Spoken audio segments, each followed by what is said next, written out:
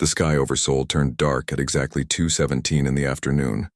One moment it was a clear spring day with scattered clouds, and the next, a shadow fell across the city. People stopped walking. Cars slowed to a halt.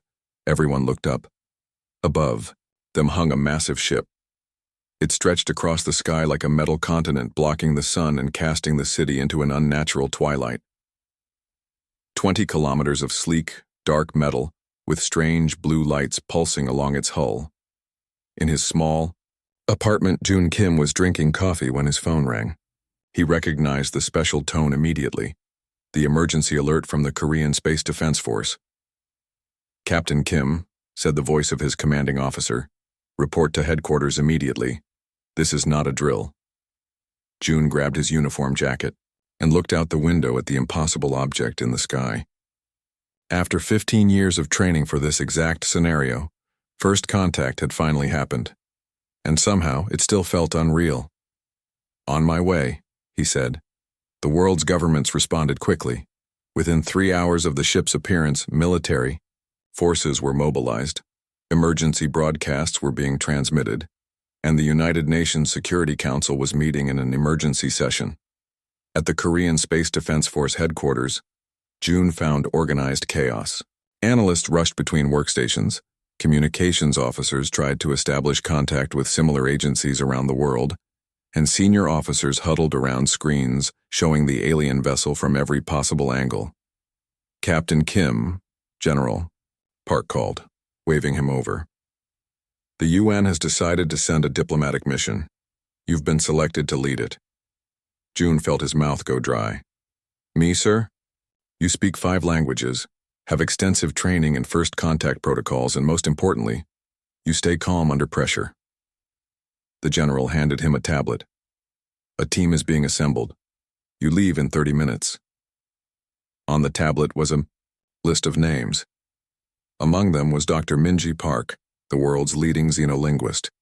Jun had read her papers on theoretical alien communication methods. Now he would be working with her to make those theories reality. The diplomatic shuttle approached the alien vessel carefully. Beside Jun, Minji studied the massive ship with undisguised fascination. "Look at those patterns along the hull," she said. "They might be language or art or both." Jun nodded, keeping his focus on piloting. Let's hope their invitation was sincere. The aliens had broadcast a simple message in perfect English, Russian, and Mandarin just an hour after appearing. Representatives of Earth will approach the southern quadrant for initial dialogue. As they neared the ship, a section of the hull slid open, revealing a hangar bay glowing with soft blue light. Jun guided the shuttle inside, where mechanical arms gently secured their craft. "Remember the protocols," Jun told his team of 5 as they prepared to disembark. "No sudden movements. Follow my lead. Dr. Park will handle communication." The air in the hangar was breathable, their instruments confirmed. The gravity felt slightly lighter than Earth's. As the shuttle door opened, they saw 3 tall figures waiting for them. The aliens stood nearly 2.5 meters tall, with silvery skin that seemed to shimmer in the blue light. They had forearms and faces that reminded Jun of ancient masks, beautiful but expressionless. "Welcome," said the center figure in perfect, unaccented English. "I am Admiral Taeho of the Vexari Confederation." Minji stepped forward slightly. "We are honored to meet you. I am Dr. Minji Park, and this is Captain Jun Kim. We represent Earth." Admiral Taeho tilted his head. "You appear calm. This is unexpected." "We have considered the possibility of extraterrestrial contact for many years," Jun explained. "Yes, we know." The alien gestured with his upper right arm. "Please follow. The council awaits." They were led through corridors that seemed to shift and change as they walked. The walls glowed with the same blue light as the hangar, and strange symbols flowed across surfaces like living things. Finally, they entered a circular chamber where 5 more of the tall aliens sat in curved chairs around a central platform. "The human representatives," Admiral Taeho announced. One of the seated aliens with markings that suggested higher rank spoke. "We are the Council of the Vexari Confederation. We control 217 star systems and have existed as a unified entity for 12,000 of your years. Minji and June exchanged glances. This was not going in the direction expected by first contact protocols. We have observed your planet for decades, Admiral Tejo continued. Your species shows promise but lacks proper guidance. The Confederation requires your immediate surrender and integration.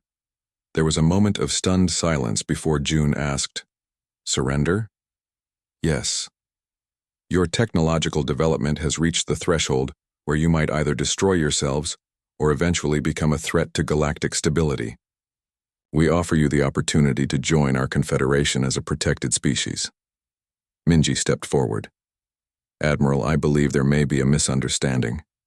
We came here to establish peaceful diplomatic relations, not to discuss surrender." The alien who appeared to be the leader spoke again. "There is no misunderstanding. Your planet will become part of the Confederation. Your resources will be managed by us. Your people will be given appropriate tasks. Your wars will end. Your environmental damage will be reversed. This is beneficial to all." "And if we decline?" June asked carefully. Admiral Tejo tilted his head. Again, the movement somehow conveying confusion. "Decline. No species has ever declined. The benefits are obvious." Back on Earth, the UN Security Council watched the recorded exchange in silence. When it ended, the Secretary General looked around. The table. "They expect us to simply hand over our planet," she said, "because they asked nicely." The Chinese representative leaned forward. "Their technology is clearly advanced. If they decide to take Earth by force..." "We need time," the American president said. "Time to understand what we're dealing with, time to prepare." Dr. Minji Park, now back on Earth, stood before the council. "The Vexari genuinely believe we will accept their offer. Their cultural database has no concept for a species refusing what they call beneficial assimilation." When I translated our response, essentially a polite but firm rejection, they seemed confused. "What do you recommend, Doctor?" asked the Secretary General. "We continue dialogue while learning as much as possible about them. They've given us 48 hours to process the inevitable. I believe we can extend this by expressing interest in their history and culture." Aboard the Vexari ship, Commander Sunho approached Admiral Tejo. "The humans have requested more information about the Confederation before providing their answer." "This is unusual," Tejo replied. "Most species immediately recognize the benefits of integration. Perhaps they misunderstood," Sunho suggested. "They are primitive in many ways." Tejo considered this. "We will provide the information they request. But if they continue to delay, we must be more direct. Prepare a demonstration of our capability." "Yes, Admiral." As Commander Sunho left, Tejo studied the holographic display showing Earth rotating slowly. Such a small planet, with such a stubborn species. They would learn, as all eventually did, that resistance was pointless. The Confederation always prevailed. What he failed to understand was that humans had been imagining this exact scenario for centuries. In books, in films, in games, the story of aliens demanding Earth surrender was deeply embedded in human culture. And in those stories, humans never surrendered without a fight. The world waited. 48 hours after the Vexari demand for Earth's surrender, tension filled every major city. People stockpiled food and water. Some fled to rural areas. Others simply went about their daily lives, refusing to let alien invaders disrupt their routines. In the underground command center beneath the United Nations headquarters, Captain June Kim watched as diplomats argued about the proper response. "We cannot surrender," said the French ambassador. "But we also cannot fight a species capable of interstellar travel." "Perhaps we can negotiate terms," suggested another diplomat. Dr. Minji Park shook her head. "The Vexari don't see this as a negotiation. They genuinely believe integration into their confederation is the only logical outcome." The Secretary General turned to June. "Captain, you've spent the most time on their vessel. What's your assessment?" June thought carefully before answering. They're advanced but not all-knowing. They seem genuinely confused by our resistance. I think that gives us an advantage. A young aide rushed into the room, interrupting the discussion. Excuse me, but the Vexari ship is broadcasting again. The large screen on the wall flickered to life, showing Admiral Taiho's silvery face.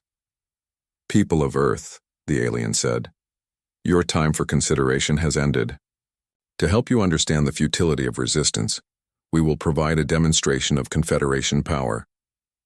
The screen changed to show a satellite view of a small, uninhabited island in the Pacific Ocean. This location contains no human life, as we have confirmed through scans. Observe. A beam of intense blue light shot down from the Vexari ship, visible even from space. It struck the island with frightening precision.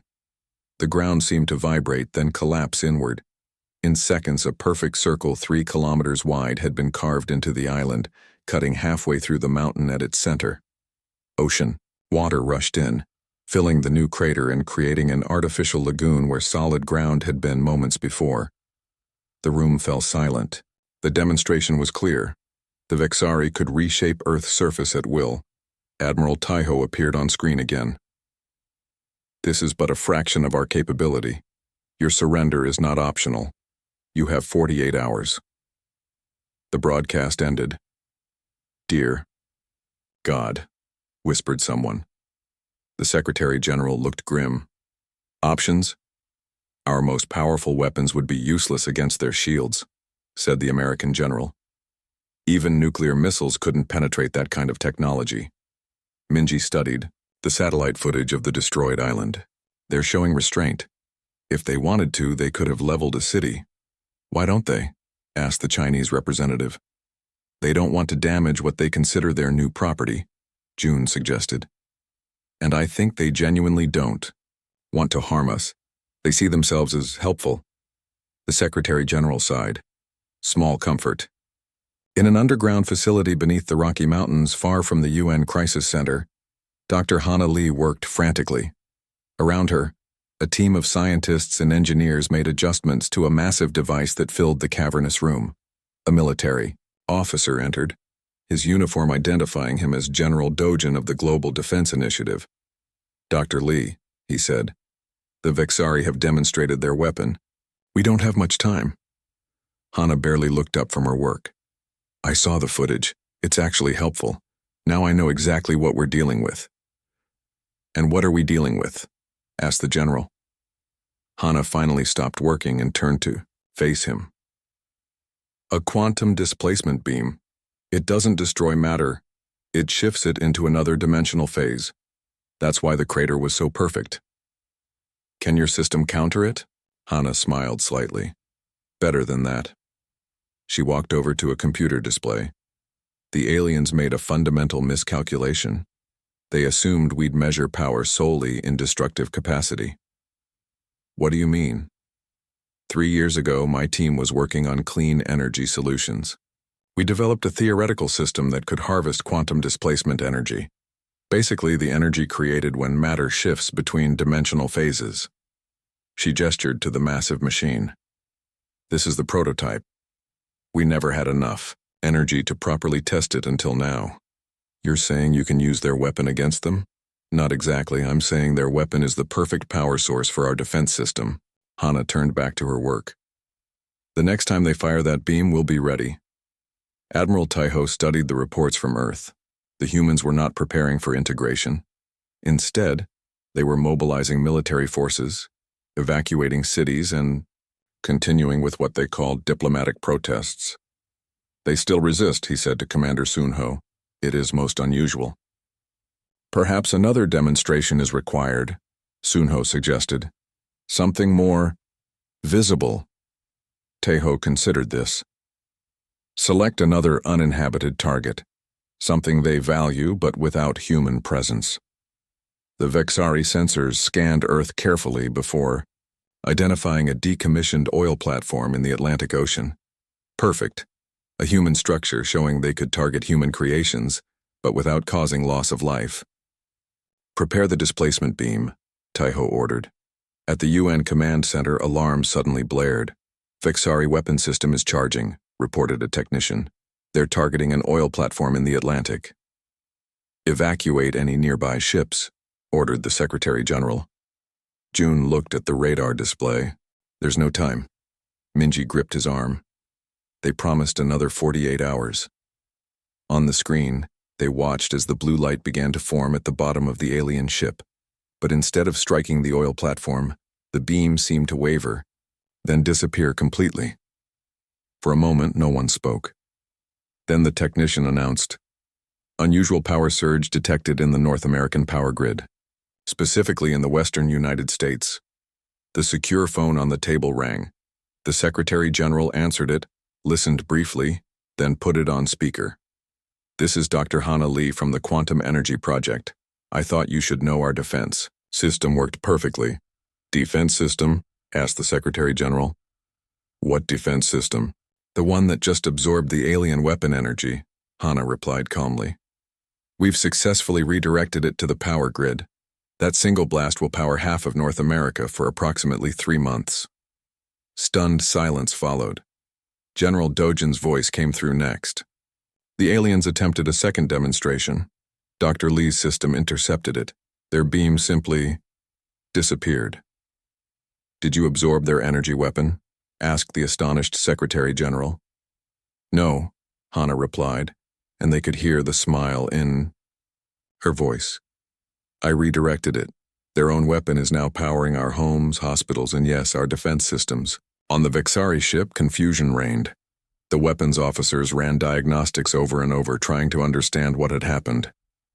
"The displacement beam functioned correctly," reported one officer, "but the energy dissipated before reaching the target."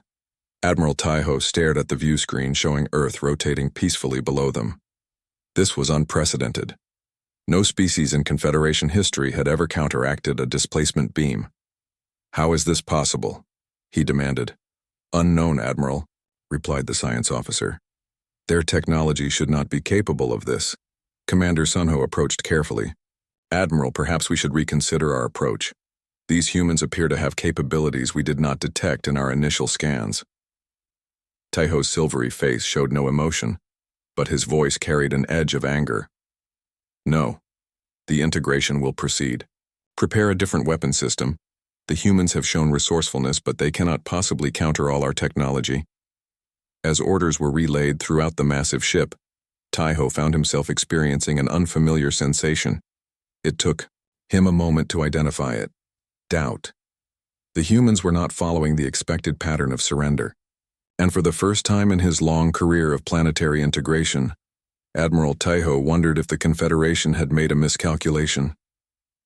On Earth, as news of the failed alien demonstration spread, something unexpected happened. People began to laugh. The tension of impending doom broke, replaced by a tentative hope. The mighty alien conquerors had fired their superweapon, and humans had turned it into electricity. In the underground facility, Hana Lee was already working on improvements to her system. "They'll try something else next," she told General Dojin. "But now they know we can surprise them, and that's our greatest advantage." The general nodded. "What do you need to prepare?" Hana smiled. "Everything, and everyone. Because if I'm right about these aliens, they're about to learn a very important lesson about humans." "What's that?" "We don't surrender. We adapt." 3 days after the failed Vexari demonstration, the United Nations held an unusual emergency session. Unlike previous meetings about the alien threat, this one included not just world leaders and military commanders, but also scientists, engineers, and even artists and writers. Ji Yun, a cultural anthropologist from Seoul National University, stood before the assembly. Behind her, a large screen showed images of science fiction movies, comic books, and television shows about alien invasions. "While the Vexari studied our technology and biology," she explained, "they completely overlooked our stories. We've been invaded by aliens in our fiction thousands of times." The Secretary General leaned forward. "How does this help us, Professor?" Ji-eun smiled. "Because we've been mentally preparing for this exact scenario for generations. Not through official channels, but through cultural imagination. Every child who has watched a movie about aliens invading Earth has thought about how humans might fight back. In the back of the room, Yunsu, a former video game designer now heading Earth's hastily formed Asymmetric Defense Strategy Division, nodded in agreement. His team had been collecting ideas from around the world, not just from military experts, but from ordinary people. The Vixari expect us to respond like every other species they've encountered, Jian continued. But humans are different. We don't just adapt to problems, we imagine solutions before the problems even exist. Aboard the Vixari ship, Admiral Taiho faced the Confederation Council through a holographic link. The humans have developed unexpected countermeasures, he reported. Our initial displacement beam was somehow redirected. The council leader's silver face showed no emotion, but his voice carried disapproval. This is unprecedented, Admiral. No species at their development level should be capable of such technology. I believe they had help, Taiho suggested. Perhaps another spacefaring species has contacted them secretly. Impossible. Our monitoring would have detected any such contact. The council leader paused. You must proceed with integration regardless. Use atmospheric manipulation technology. Create climate disruptions in their major population centers. Taiho bowed slightly. As the council directs. After the connection ended, Commander Sunho approached. Admiral, our scans detect unusual activity. On the planet, the humans are establishing communication networks outside their normal infrastructure. Explain. They appear to be creating backup systems independent of their internet and satellite communications, and they are dispersing key personnel from central locations to smaller facilities around the planet. Taiho considered this information. They anticipate our next move. Proceed with atmospheric manipulation, but be prepared for unexpected resistance. In a converted warehouse in Seoul, Yunsu briefed a diverse team of experts on what he called the Independence Day Protocol. The Vixari expect us to fight conventionally, he explained. They don't understand that humans thrive on improvisation. On screens around the room, similar briefings were happening simultaneously in London, New York, Mumbai, Lagos, and dozens of other cities. The global response wasn't centralized, it was deliberately dispersed. Our advantage is unpredictability, Yunsu continued. So we won't have one defense system, we'll have thousands, all different, all working independently. A scientist raised her hand. Our satellites have detected energy buildup in the Vixari ship. They're preparing another attack. Yunsu nodded. Sooner than expected. What kind? Different from the displacement beam. The energy signature suggests atmospheric manipulation. They're going to try to control our weather, Yunsu said. Dr. Hana Lee predicted this might be their next approach. He turned to a communications officer. Connect me with the climate control teams. Within minutes, operators of weather monitoring systems around the world were implementing emergency protocols originally designed to combat climate change. These systems had never been tested at full capacity before. Until now, there had never been a need. The attack came at dawn. The Vixari deployed their atmospheric manipulation technology, creating massive storm systems over major cities across Earth. Winds reached hurricane force in minutes. Lightning struck in continuous barrages. Rain fell in blinding sheets. But the humans were ready. The global network of climate control stations activated, using technology developed over the past decade to counteract extreme weather events. Originally designed to reduce the impact of natural disasters, these systems now faced their ultimate test. In the control center of North America's largest climate station, operators watched in amazement as their systems not only neutralized the Vixari created storms but actually redirected the energy. It's working, reported the lead technician to Yunsu, who was monitoring the global response from Seoul. The storm over Chicago has been completely dispersed. Similar reports came in from around the world. The Vixari atmospheric attack had failed, not because it wasn't powerful, but because humans had already developed countermeasures for their own weather problems. Admiral Taiho stared at the monitoring screens in disbelief. How are they neutralizing our atmospheric control? This technology should be beyond their capabilities. Commander Sunho reviewed the scan data. Admiral, it appears they already had weather control systems in place. They were developed to combat natural climate events. Impossible. Our initial scans showed no such technology. The systems were dormant until now. And they were designed for a different purpose, not as weapons, but as protective measures against their own changing climate. Taiho's confusion was evident. They built planetary defense systems to protect against themselves? It appears so, Admiral.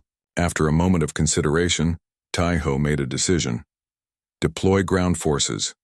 If we cannot control their environment, we will establish direct presence.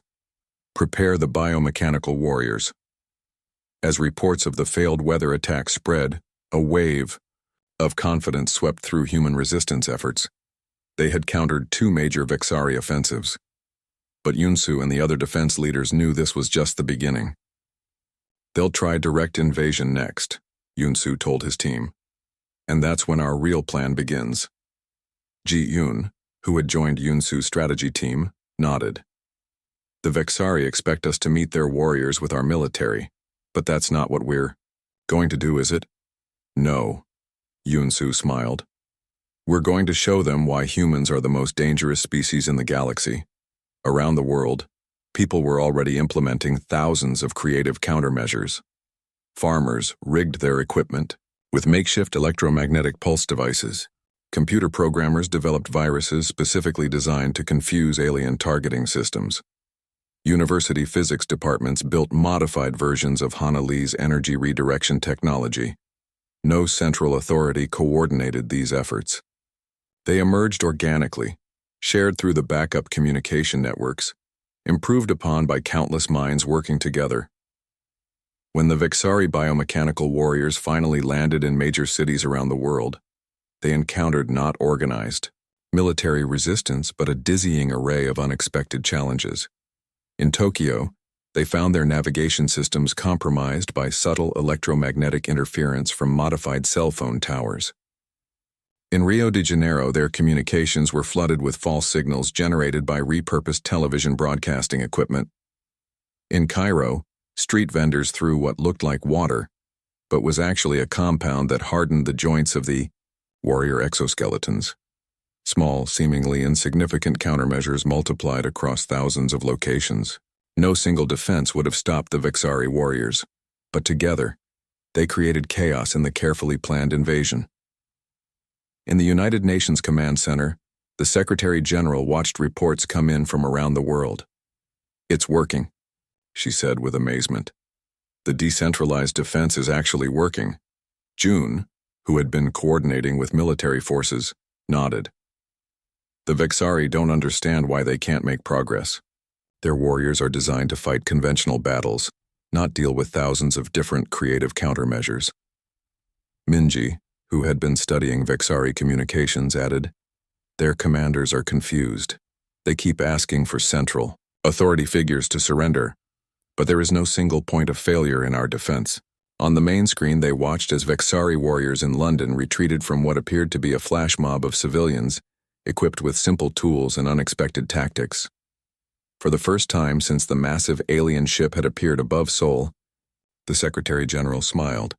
We need to push this advantage. What's next in Yunsu's Independence Day protocol? Phase 3, June replied.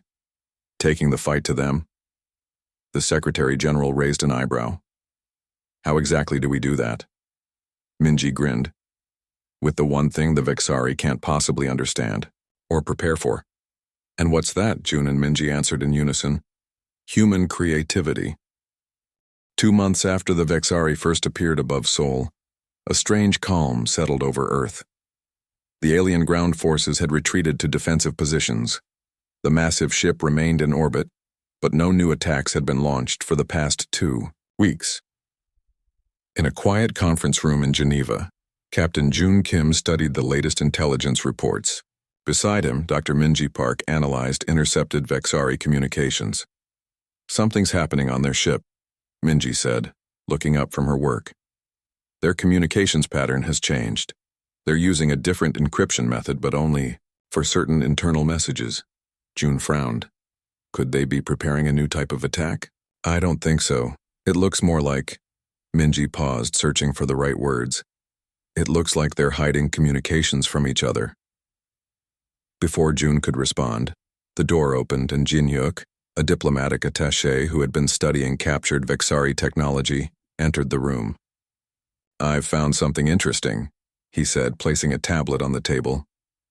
The Vexari have a fundamental weakness we never considered. What kind of weakness? Asked June. Philosophical. Jin Hyuk brought up a diagram on the tablet.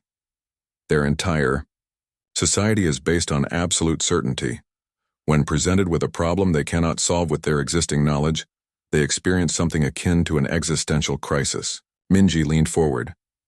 That actually explains a lot about their communication patterns. Some of the messages I've intercepted contain what I thought were errors, but they might be debates or disagreements. Exactly, Jin Hyuk nodded. And from what I can tell, there's a growing faction aboard their ship that questions the invasion. In the lower decks of the Vexari vessel, Science Officer Yoongi met secretly with a group of fellow officers. Unlike their commanding officers, they had spent the past months studying human culture directly instead of just human technology. These humans, Yoongi said to his fellow dissenters, they laugh in the face of extinction, not from ignorance, but from a place of stubborn hope that borders on the irrational. Yet it works. The council was wrong about them, agreed a communications officer. They are not simply an underdeveloped species needing guidance. They are fundamentally different from any species we've encountered before. Yoongi displayed a hologram showing the thousands of creative countermeasures humans had developed against their invasion forces. Look at this. No central planning, no unified defense system. Instead, they improvised thousands of different solutions. Our warriors couldn't adapt fast enough. What are you suggesting? Asked another officer. I'm suggesting that perhaps integration is not the correct approach. With humans, perhaps we should... Yoongi hesitated before speaking what would have been unthinkable months ago. Learn from them instead. Admiral Taiho stood before the Confederation Council, his report ready. But before he could speak, the council leader addressed him. Your mission has failed, Admiral. After 3 months, Earth remains unintegrated. This is unprecedented. Taiho straightened his posture. The humans have proved more resourceful than anticipated. However, I believe with additional forces, the Council has decided on a new approach, interrupted the leader. You will deploy our most powerful weapon. The planetary conversion device will reshape their world to Confederation standards. The humans may not survive the process, but the planet will be integrated. Taiho felt something unfamiliar, a moment of hesitation. The conversion device has never been used on an inhabited planet before. The Council has decided, repeated the leader coldly. Prepare the device. After the connection ended, Taiho stood motionless for several moments. The planetary conversion device would essentially destroy human civilization, possibly the entire species. Previously, he would have carried out such orders without question. Now he found himself troubled. Commander Sunho entered the command center. Admiral, we've detected unusual activity in Science Section. Officer Yoongi appears to be conducting unauthorized communications with other crew members. Bring him to me, Taiho ordered. On Earth, Yunsu's team detected a significant change in the energy readings from the Vexari ship. They're preparing something big, he told the United Nations Security Council via video conference. Much bigger than anything we've seen before. Can we counter it? Asked the Secretary General. Unknown. We're working with Dr. Hana Lee to enhance our defensive systems, but without knowing what we're facing, the communication officer interrupted. Sir, we're receiving a transmission. It's from the Vexari ship, but on a different frequency than their official channel. The large screen in the UN chamber flickered to life, showing a silver face similar to Admiral Taiho's, but with different markings. People of Earth, I am Science Officer Yoongi of the Vexari Confederation. I am contacting you without authorization because you are in grave danger. The Confederation Council has ordered the use of a planetary conversion device against your world. The room fell silent. This device will reshape Earth's environment to Confederation standards, which will be fatal to most life forms on your planet. I and others aboard our vessel oppose this action. We believe the Council is wrong about humans. June stepped forward. What can we do to stop this? The device requires tremendous energy to activate. Your previous defense strategy of redirecting our energy weapons might work, but on a much larger scale. But there is another option. Jungi paused. Internal resistance. A significant number of our crew now question the mission. However, we need time to act. How much time? Asked Minji. The device will be ready in approximately 12 of your hours. Admiral Tejo entered the science section with a squad of security officers. Officer Jungi, you are accused of unauthorized communications and questioning Confederation directives. Jungi faced his commander calmly. Admiral, I've been studying human culture. They are unlike any species we've encountered. Destroying them would be a tremendous loss to the galaxy. The Council has decided, Tejo stated, but his voice lacked its usual conviction. Yes, but is the Council right? Jungi asked. You've seen these humans. They turned our displacement beam into a power source. They countered our atmospheric manipulation with systems they built to protect themselves from their own climate changes. They defeated our warriors not with superior weapons, but with creativity and unpredictability. Tejo remained silent. These humans, Jungi continued, they don't just adapt to problems. They imagine solutions before the problems even exist. Their fiction, their stories, prepared them for our arrival long before we came. Around them, other science and engineering officers gathered, watching the confrontation. The Confederation has integrated 217 worlds, Tejo said finally. Our way has always succeeded. Because we've never encountered a species like humans before, Jungi replied. Admiral, I believe the true purpose of the Confederation is to bring together the best aspects of all sentient life. These humans have something we lack, something we need. Tejo looked around at the gathered crew members. He saw not just Jungi's supporters, but many others who appeared uncertain, questioning. The Confederation was built on certainty, on clear hierarchy and unquestioned decisions. Yet here, aboard his own ship, that certainty was fracturing. What would you suggest instead? Tejo asked. And the very question represented a fundamental shift. In the UN Command Center, June, Minji, and Yunsu worked frantically with Hana Lee's team to prepare Earth's defenses. But as the deadline approached, something unexpected happened. The energy readings from the Vexari ship that had been building suddenly disappeared. Then the communication system activated again. Admiral Tejo's face appeared on the screen. People of Earth, I wish to speak with your leaders. The situation has changed. June exchanged glances with Minji. Changed how? There is disagreement within the Confederation about how to proceed with Earth. I propose a direct meeting to discuss alternatives to integration. The Secretary General stepped forward. Are you saying you no longer demand our surrender? Tejo paused, seeming to choose his words carefully. I am saying that the Confederation may have misunderstood your species. We wish to understand better before proceeding. As the transmission ended, a cheer erupted in the command center. It wasn't victory, not yet, but it was the first sign that the seemingly unstoppable Vexari Confederation could change its mind. They're confused, Jin Hyuk said with a smile. And for a species built on absolute certainty, confusion is revolutionary. 1 month after Admiral Tejo's unexpected communication, the massive Vexari ship still hung in Earth's orbit. But now, smaller Vexari vessels made regular trips to and from the surface. Not as invaders, but as visitors. In a large conference room in New Seoul, a historic meeting was taking place.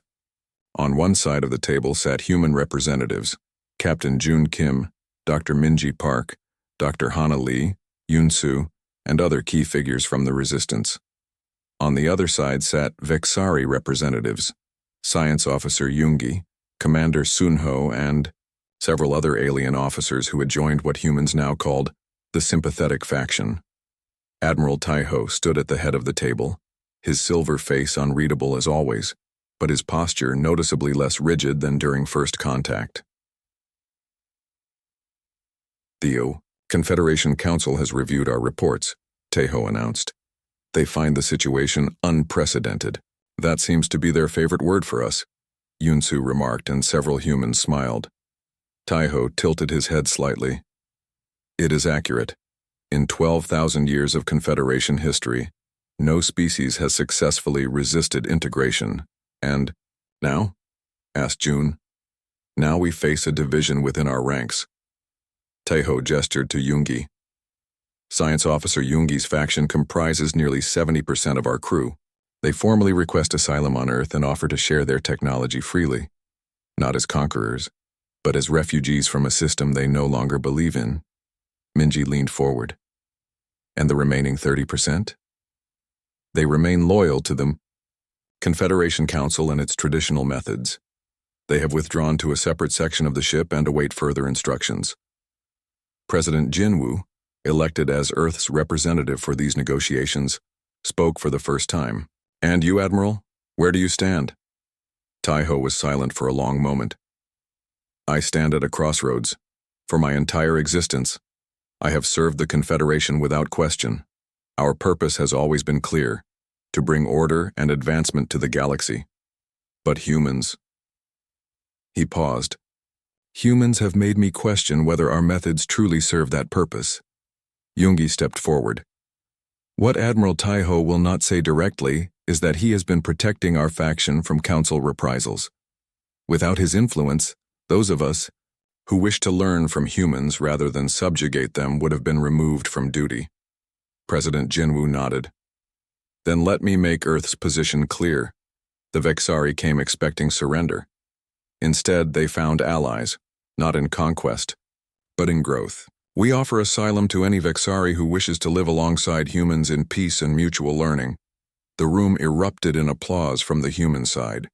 Even some of the Vexari made gestures that seemed to express approval.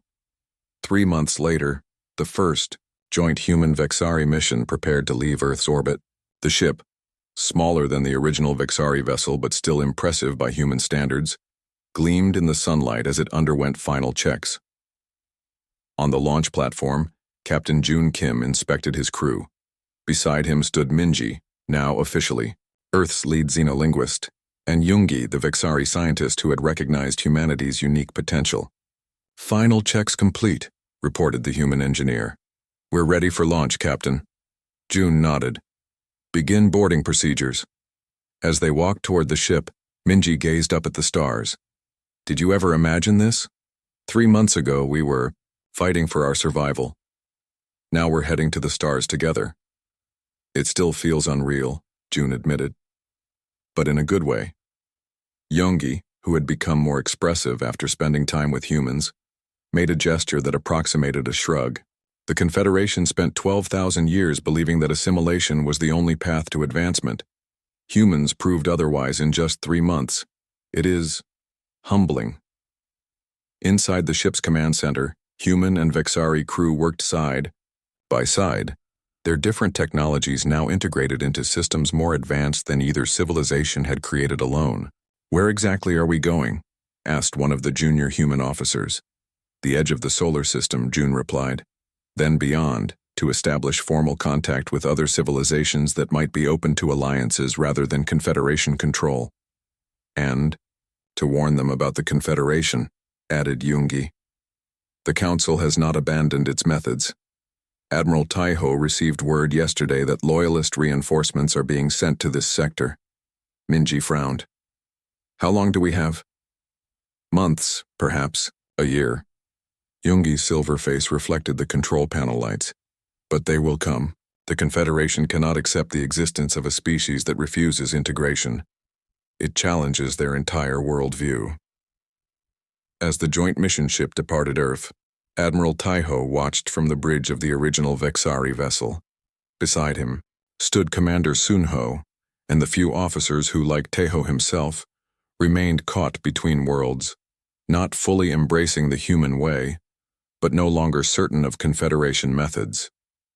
"The Loyalists have left orbit," reported Sunho. "They're heading To the rendezvous point to meet the reinforcement fleet. Tejo nodded. And we have chosen to remain. Yes, Admiral. We have. The decision had not been easy.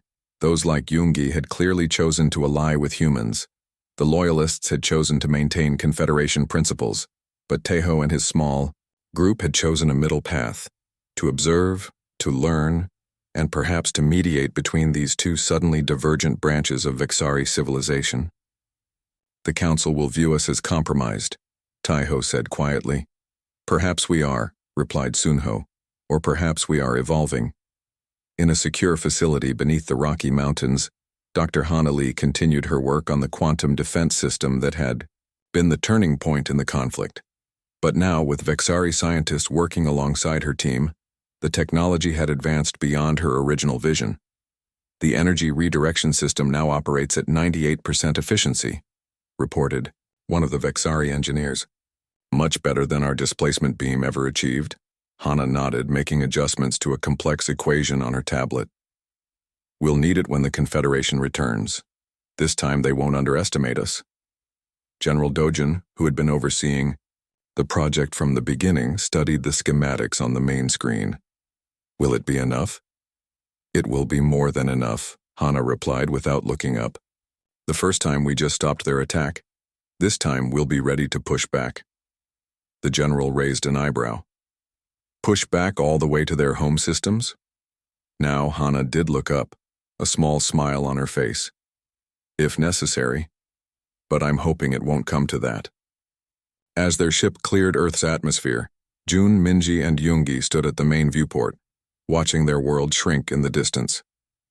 Admiral Tejo sent one final message before we launched, Yoongi told them. The Loyalists issued a warning. The Confederation will not forget this defiance. There are forces beyond your comprehension that maintain order in this universe. Minji chuckled. Typical. They still don't understand us at all, do they? What would be a typical human response to such a threat? Asked Yoongi curiously. June thought for a moment, then smiled. Probably what Dr. Hana Lee said when she heard a similar warning. Let them come. We'll be ready. The stars stretched before them, no longer a reminder of humanity's isolation in the cosmos, but representing something new, possibility. And for the first time, other civilizations in the galaxy looked toward Earth not with dismissal or imperial interest, but with genuine curiosity about what these strange, laughing creatures would do next. You know what I find most interesting about humans? Yoongi said as they prepared for the first faster-than-light jump. Throughout your history, telling you something is impossible has been the surest way to ensure you'll do it anyway. That's us, Minji agreed. The species that laughs at impossible odds. As the ship accelerated toward the stars, carrying representatives of two civilizations that had nearly destroyed each other but now moved forward together, June thought about how it had all started, with a simple demand to surrender, and humanity's refusal to yield. Sometimes it seemed laughter was the most powerful weapon of all.